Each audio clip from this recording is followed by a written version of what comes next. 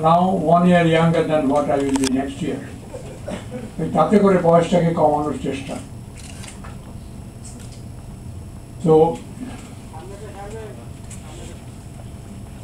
আমার তো কিছু বলার নেই, কিছু অস্বস্তি লাগে সন্দেহ নেই, তবু আপনারা এসেছেন আছেন, মনে হয় আমাকে ভালোই বাসেন আপনারা। এটা লোক দেখানো ভিড় নয়,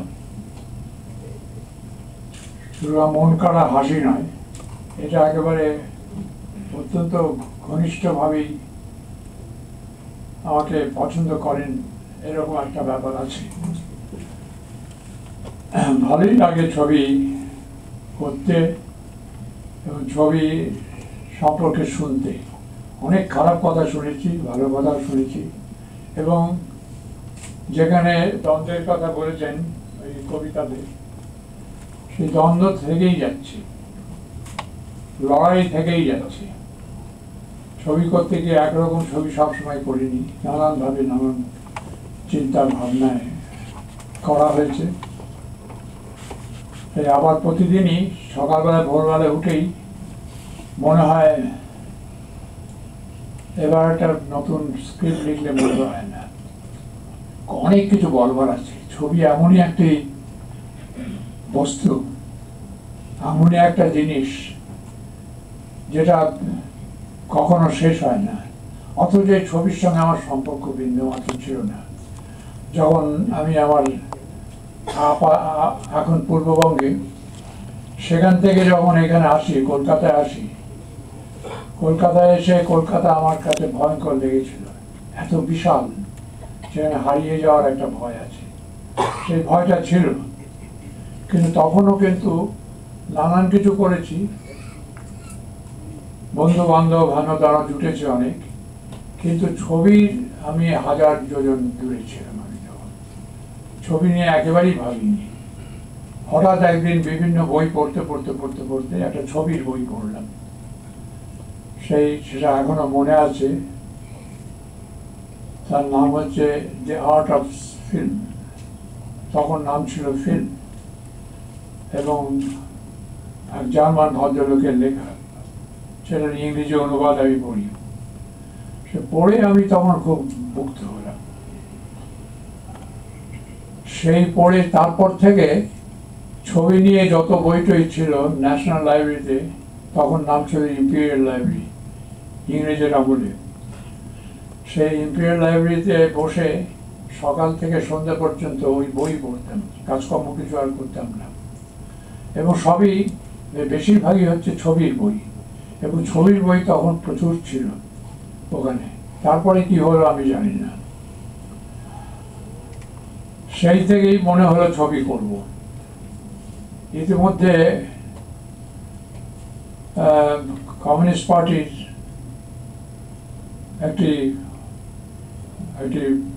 অন্তর্গত একটি প্রতিষ্ঠান, নাম হচ্ছে Indian People's Theatres Association, Indian People's Theatres Association, সে তার সঙ্গে জড়িয়ে পড়লাম। যদিও তাদের সভ্য নয়, কিছু নয়, কিন্তু তার সব কিছুতেই আমি ছিলাম, জড়িয়েছিলাম। যেখানে যেটা হতো, নাচ হতো, গান হতো, নাটক হতো, এই সমস্ত কিছুর ভেতরে নিজেকে জড়িয়ে রেখেছিলাম। এবং তখন মনে হয় যে এই ব্যাপারটা বড় অসম্ভব ভালো।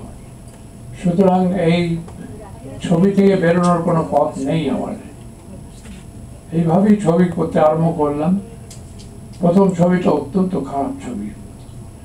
সত্যজিৎ রায় যেমন প্রথম ছবিটা করে একবারে মাতিয়ে দিলেন, সমস্ত পৃথিবী মাতিয়ে দিলেন। যদিও আমার কাছে সেটা খুবই মাতিয়ে দেওয়ার মতোই ছবি, পথের পাঁচালী, কিন্তু আমার কাছে সর্বাধুনিক ছবি মনে হয় অপরাজিত। সর্বাধুনিক, যেমন 1928-এ একটি ছবি হয়েছিল প্যাশন অফ জোয়ান অফ আর্ক। প্যাশন অফ জোয়ান অফ আর্ক সেটাকে যদিও 28-এ হয়েছিল এবং সাইলেন্ট ছবি, জোয়ান অফ আর্কের গল্পই সেটা আজকে দেখো মনে হয় আজকের ছবি, বোধহয় আজকের গল্প, আজকের চিন্তা, আজকের ভাবনা। ওই ইতিহাস থেকে বিন্দুমাত্র না সরে গিয়ে আজকের ভাবনাটাই আছে। এবং সত্যজিৎ রায়ের ছবিও অপরাজিত, সেটাই মনে হয়, যদিও সেই 1940 দশকের ছবি, গল্প, এবং 30-এর শেষ এবং 40-এর শুরু, সেই সময়কার গল্প, এবং উনি করেছিলেন 56 সালে। কিন্তু আজকের দিনেও সেটাকে একবারে অত্যন্ত, মানিকবাবু সত্যজিৎরা যত ছবি করেছেন তার ভিতরে সবচেয়ে আধুনিক ছবি হচ্ছে এই অপরাজিত। তার চিন্তার ভাবনায় সমস্ত কিছুতেই। সত্যজিৎবাবু হয়তো স্বীকার করবেন না সেটা, কিন্তু আমি মনে করি সেটাই। তারপর ঋত্বিক ছবি করেছে তার আগে। ঋত্বিকের ছবি ভালো, কিন্তু আমার তেমন, আমার কাছে জমেনি। এবং আমার ছবিটা তো অখাদ্য, সেই ছবির নামও করতে চাই না, যদিও ইনি করে বসেছেন, পায়নি। ইতিহাস তো ভুলে যাওয়ার কথা নয়। এইভাবেই ছবি করে করে করে করে এক জায়গায় 22 শ্রাবণ করলাম যখন, তখন আমি বললাম যে হ্যাঁ আমি এসেছি একটা জায়গায়। সেই থেকে ছবি করেছি, ভালো ছবি করেছি, খারাপ ছবি করেছি, এই ছবি নিয়ে রয়েছি। এবং শেষ পর্যন্ত, আর আজ জানি না, আজ প্রদীপ্তও বললেন যারা ছবি করলে করতেই হবে। সে সবসময় ভাবি এখন টাকার অভাব নেই ছবি করতে গেলে। যারাই চাইবেন, এরকম বহু প্রডিউসার আছেন যারা আমাকে দিয়ে ছবি করাতে চান, আমার মতো করে, যেমন চাই আমি। তো এইভাবেই চলছে। আর নতুন কিছু বলবার নেই আমার। কোথায় গিয়ে দাঁড়াবো আমি জানি না। আমি আজকে আছি, কালকে নেই, হয়তো আবার থাকতেও পারি, কিছুই বলা যায় না। ছবি করে তারপরে যাব।